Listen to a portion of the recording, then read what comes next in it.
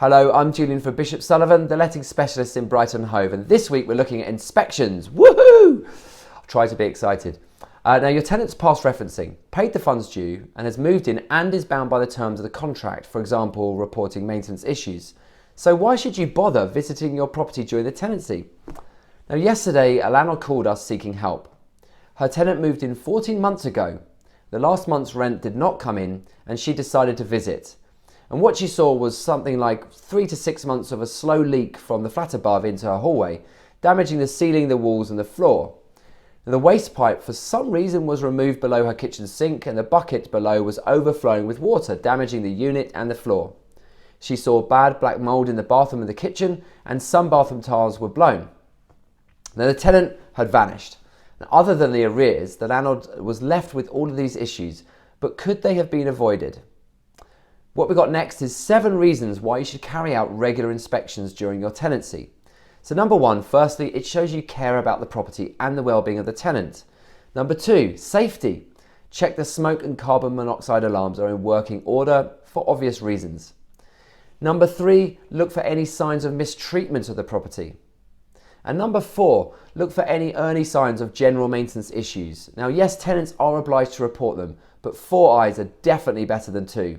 It keeps costs down if you catch these issues early. So for example, check all ceilings and grout, check all walls and ceilings for signs of black mould or water ingress, check the boiler for leaks, the external window frames for rot, the roof, rendering, pointing and guttering for external issues.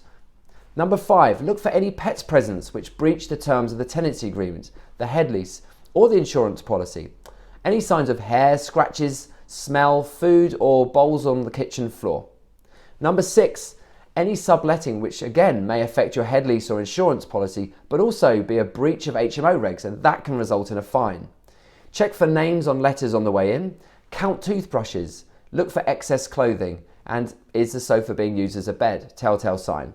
And finally, number 7, ensure rubbish is being disposed of correctly to avoid pests and damage. Mice, flies and cockroaches are especially drawn to food waste if it's left on work surfaces or the floor. Now for a 12-month tenancy, it's best practice to visit 3 months from the start to check all is going well, and 3 months from the end before you decide to renew, or not. Once every 3 months at a maximum to ensure the tenant has quiet enjoyment of the property. Now by carrying out regular checks, you'll be able to keep your tenants safe and reminded of their obligations, as well as reducing expenditure by resolving maintenance issues before they take hold, and that is why you should visit your property regularly. Thank you very much for watching. I'm Julian for Bishop Sullivan. Did you know that Bishop Sullivan are one of only 2 out of 106 local letting agents with an all-inclusive service fee? We are also the only local letting agent with a bespoke professional HMO management service called ProShare. Now if you want to know more about either of them, message me below. Thank you.